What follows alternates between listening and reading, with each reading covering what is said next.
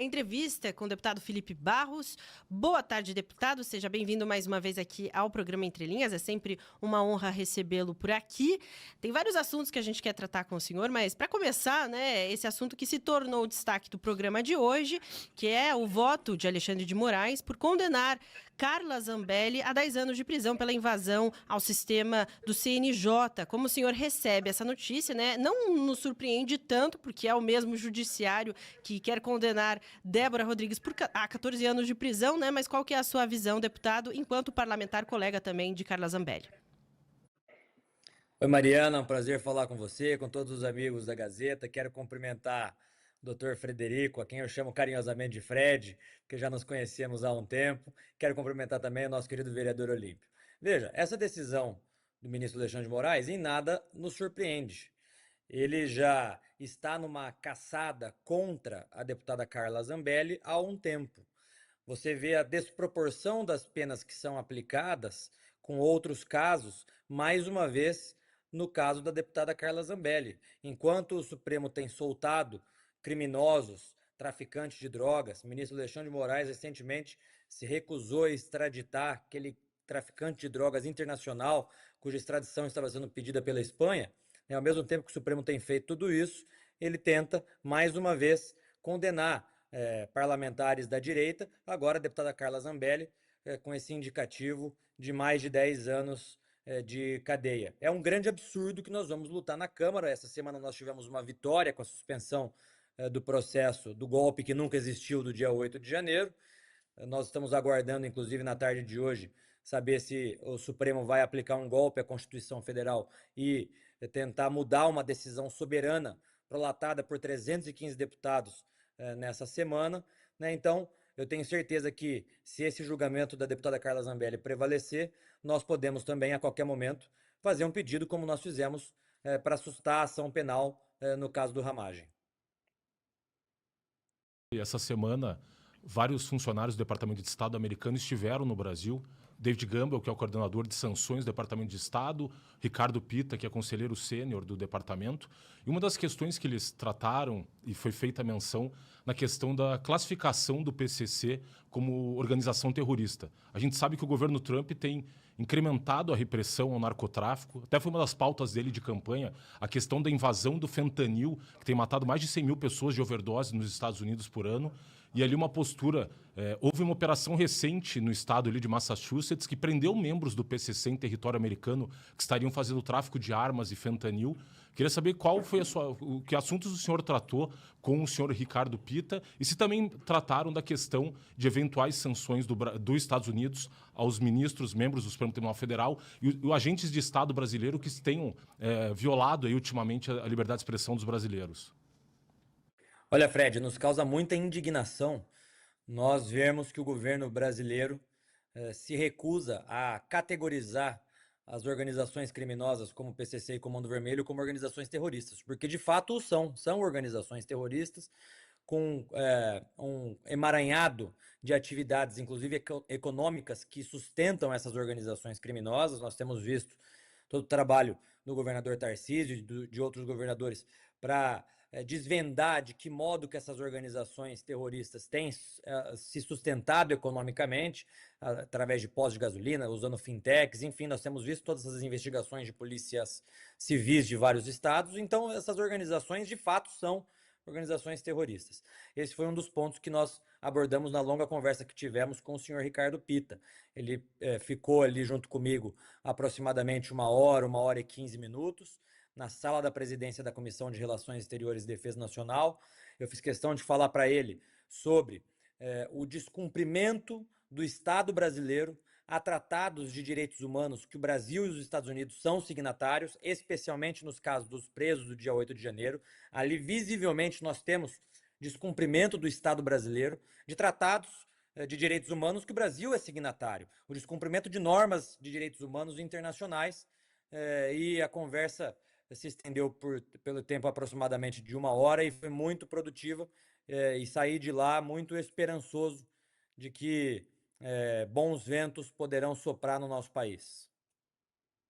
Ótimo, deputado. Gostaria de ouvir também, né, o senhor contar sobre ter pedido à PGR, né, a Procuradoria-Geral da República, informações aí a respeito do ministro das Relações Exteriores, Mauro Vieira, não ter comparecido à comissão que gostaria de analisar e interrogar sobre o asilo político dado à ex-primeira-dama do Peru, né, aqui no Brasil. Conta pra gente, né, o que tem sido feito em relação a isso e se esse ministro teria, de fato, mentido, né, que não teve como comparecer por conta da viagem. Olha, eu vou contar para vocês o histórico. Quando eu assumi a presidência da Credem, nós aprovamos um convite. Como é de praxe, todo início de ano se aprova convite ao ministro para que o ministro compareça à comissão da Câmara dos Deputados para que ele possa falar para os deputados aquilo que ele pretende fazer naquele ano. Nós aprovamos esse requerimento de convite ainda no início de março. Se passou março, se passou abril, nós tivemos então, no final do mês de abril, esse caso absurdo do governo brasileiro dando exílio à senhora Nadine Heredia, a ex-primeira-dama do Peru, que foi condenada naquele país por corrupção da Lava Jato, a mesma Lava Jato que condenou e prendeu Lula, né? Inclusive se utilizando de avião da FAB, Força Aérea Brasileira, para ir até o Peru, buscá-la e retornar ao Brasil. Então nós aprovamos naquele momento uma convocação do ministro Mauro Vieira para que ele pudesse obrigatoriamente estar na Comissão de Relações Exteriores prestando esclarecimentos aos deputados. Eu acertei a data do dia 6 dessa semana com a assessoria do próprio ministro Mauro Vieira para que ele estivesse então convocado prestando esclarecimentos ao plenário, ao conjunto dos deputados federais da Credem. Para minha surpresa, no sábado anterior ao do dia 6, nós recebemos um e-mail da assessoria do ministro Mauro Vieira dizendo que o presidente Lula havia antecipado a viagem à Rússia e que, portanto, o ministro não poderia comparecer naquela data do dia 6 que havia sido pré-estabelecida anteriormente. Mas, para minha surpresa, no dia 6, na agenda oficial do próprio ministro, que consta no site do Itamaraty, o ministro permaneceu o dia inteiro, das 9 da manhã às 19 horas da noite, em despachos internos com a sua equipe do próprio Itamaraty. Portanto, ele mentiu à Credem, mentiu aos deputados e deputadas membros da Comissão de Relações Exteriores e mentiu a mim, fazendo com que, então, na sessão do dia 7, quarta-feira, um dia seguinte, depois da não ida dele à convocação que nós aprovamos, eu submetesse a justificativa dele ao plenário da Câmara. O plenário da Câmara da Credem não aprovou a justificativa dele e nós, então, encaminhamos denúncia de possível crime de responsabilidade ao Procurador-Geral da República para que tome as providências cabíveis. Para vocês compreenderem, para quem está nos acompanhando também compreenderem. Quando uma comissão convoca um ministro, e se o ministro, mesmo convocado, não comparece, isso gera crime de responsabilidade ao ministro. Então, nós estamos cumprindo com o nosso dever, encaminhei ao Procurador-Geral da República para que analise esse caso, e nós também aprovamos na mesma quarta-feira uma outra convocação ao ministro Mauro Vieira e também ao ministro Ricardo Lewandowski, para que ambos possam comparecer à Credem e explicar essa situação que coloca o Brasil numa situação de vergonha internacional perante outros países, que foi a concessão desse exílio à senhora Nadine Heredia. Deputado, tivemos nessa semana o anúncio pelo secretário de Estado americano Marco Rubio de que aqueles 5 asilados políticos venezuelanos que estavam na embaixada da Argentina, em Caracas, acabaram sendo extraídos do território da Venezuela e quando eles foram inicialmente recorreram ali à proteção da Argentina, o Maduro acabou cortando os laços com o governo argentino e o Brasil acabou intervindo na questão e, a partir daquele momento, se tornou responsável tanto pela segurança desses asilados na Embaixada da Argentina, quanto pela própria manutenção do prédio, fornecer alimentos e dar assistência aos asilados. Queria saber, o Itamaraty soltou uma nota nessa semana alegando o desconhecimento, inclusive da forma como eles foram retirados da embaixada. Queria saber se a comissão vai fazer alguma coisa em relação a esse caso para apurar a efetiva participação brasileira nesse caso e a falta de cuidado que estava tendo com esses asilados que eram aliados de Maria Corina Machado, como a gente sabe, era candidata opositora de Nicolás Maduro, que acabou também sendo entornada inelegível pelo Supremo Tribunal da Venezuela. Veja a que ponto chega o nanismo diplomático do Brasil perante o mundo.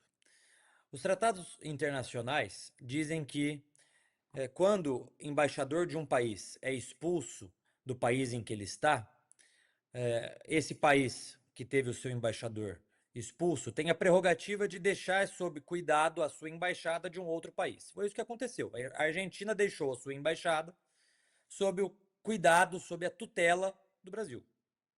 A embaixada da Argentina na Venezuela estava 100% sitiada pelo exército do ditador Nicolás Maduro e a embaixada da Argentina estava sob o cuidado, sob a tutela da embaixada brasileira lá em Caracas. Nós tínhamos ali dentro indivíduos que estavam, portanto, sob a proteção do Estado brasileiro, que era o responsável por cuidar da embaixada da Argentina. E a Venezuela passou, então, a cortar a água e a luz e a alimentação ali próximo daquele prédio. O que o Brasil fez? Absolutamente nada. Foi 100% conivente com o ditador Nicolás Maduro e deixou a ditadura de Nicolás Maduro cortar água, luz e a alimentação das pessoas que estavam ali dentro. Essa segunda convocação que nós aprovamos na quarta-feira dessa semana, do ministro Mauro Vieira, foi especificamente sobre este tema. Qual foi a solução, então, encontrada?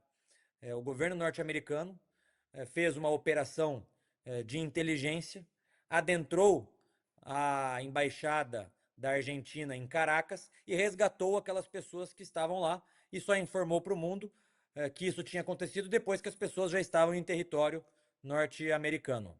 Então, o Brasil, em nenhum momento, foi sequer informado, e eu digo para vocês porque o Brasil não foi informado, porque, obviamente, se o Brasil fosse informado que seria realizada essa operação pelos Estados Unidos, o Brasil iria falar de antemão sobre essa operação ao ditador Nicolás Maduro, porque anteriormente o próprio Brasil já estava sendo conivente com essa desumanidade que estava ocorrendo ali dentro, da Venezuela cortar a luz, água e alimentação das pessoas que estavam ali dentro.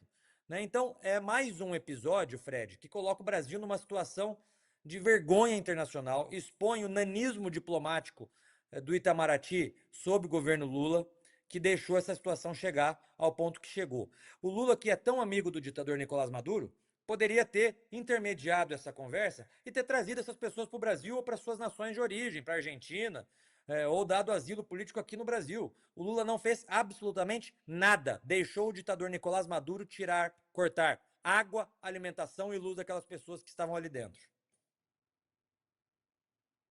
Voltando a um assunto que o senhor trouxe no começo aqui do programa, né, que é a Câmara ter se mobilizado, a gente viu ali na quarta-feira, inclusive foi anunciado enquanto a gente cobria aqui a marcha pela anistia em Brasília, os deputados votando pela suspensão, né, da ação contra Alexandre Ramagem. Agora a gente vê o STF, né, principalmente através da figura de Alexandre de Moraes, suspendendo parte, né, dessa ação, e a gente enxerga uma queda de braço ali entre legislativo e judiciário, não só em relação a esse caso, mas em relação a tantos outros, STF tentando muitas vezes invadir aquilo que é a atribuição do legislativo. Como o senhor tem visto essa queda de braço? E se o senhor enxerga que depois dessa votação, né, pela suspensão da ação contra a Alexandre Ramagem, de certa forma o Congresso está respirando ainda, se é bom sinal, se traz esperança? Olha, Mariana, foi um excelente e tão esperado sinal por parte do Congresso Nacional. Há quanto tempo nós estamos pedindo uma reação institucional por parte da Câmara dos Deputados? Do Senado eu não vou nem entrar nesse assunto, porque o Senado ainda dorme em berço esplêndido. Agora, da Câmara dos Deputados, há muito tempo nós estamos cobrando as lideranças partidárias, os partidos políticos, que houvesse uma reação institucional por parte da Câmara dos Deputados. Foi isso que aconteceu essa semana. Existe um dispositivo no artigo 56 da Constituição Federal que permite ao Congresso Nacional sustar a ação penal quando essa ação penal tiver envolvido algum deputado. Foi isso que nós fizemos. Nós utilizamos a Constituição Federal para fazer prevalecer aquilo que o Constituinte de 87 e 88 estabeleceu, que é a possibilidade de sustar, de suspender ações penais quando fica visível que essas ações penais estão sendo conduzidas de modo parcial através de perseguições políticas. Foi isso que a Câmara constatou e, veja, nós aprovamos isso com quórum de PEC. Uma PEC, uma proposta de emenda à Constituição, para ser aprovada, ela precisa de 308 votos. É a matéria que precisa de maior quórum para ser aprovada no plenário da Câmara ou do Senado. Nós aprovamos a sustação da ação penal do Ramagem com 315 votos. Portanto, é um quórum altíssimo. Eu espero muito que os ministros do Supremo Tribunal Federal façam valer a Constituição Federal.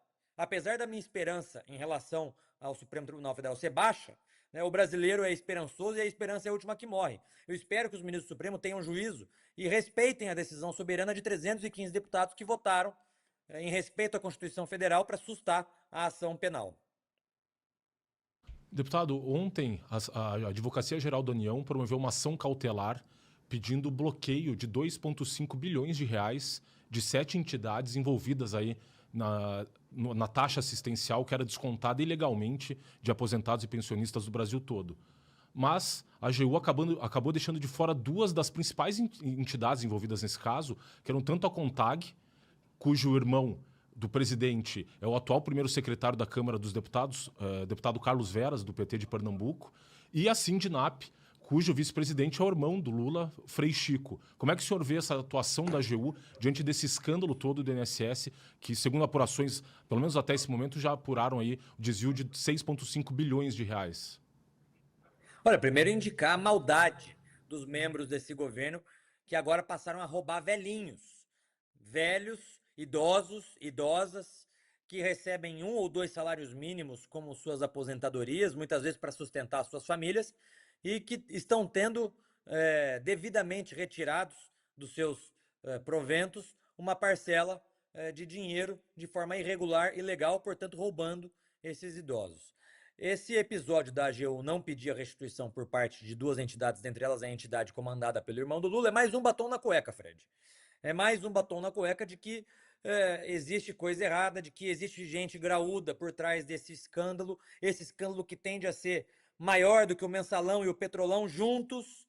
Então, nós estamos fazendo muita pressão para que a CPI ou CPMI do INSS saia do papel e que a gente possa convocar, inclusive, o ministro da AGU, o senhor Jorge Messias, para explicar por que ele não pediu a restituição desses valores por parte dessas 2 entidades, dentre elas essa entidade que é do irmão do Lula.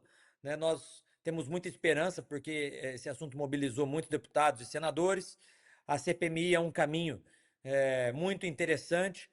Eu sempre digo isso, já disse isso aqui outras vezes, que eu sempre vejo com muita cautela CPI e CPMI, porque não basta nós abrirmos a CPI. Nós precisamos ter maioria ali dentro. Mas esse assunto é um assunto que comoveu tantas pessoas, que ainda está dando muito o que falar. Até os deputados dos partidos de centro, até deputados de alguns partidos de esquerda, estão muito incomodados com esse assunto. Nós estamos chegando próximo de um período eleitoral ano que vem, e eu tenho certeza que vai ficar só o PT defendendo essas situações, enquanto todo o resto da Câmara e do Senado vai querer a abertura de uma CPI ou de uma CPMI para investigar a fundo o roubo dos velhinhos por parte do governo Lula. Ótimo, deputado. A gente agradece muito a sua participação e te espera mais vezes aqui no Entre Linhas. É sempre uma alegria falar com vocês. Uma boa tarde, bom final de semana. Boa tarde, igualmente. Até a próxima.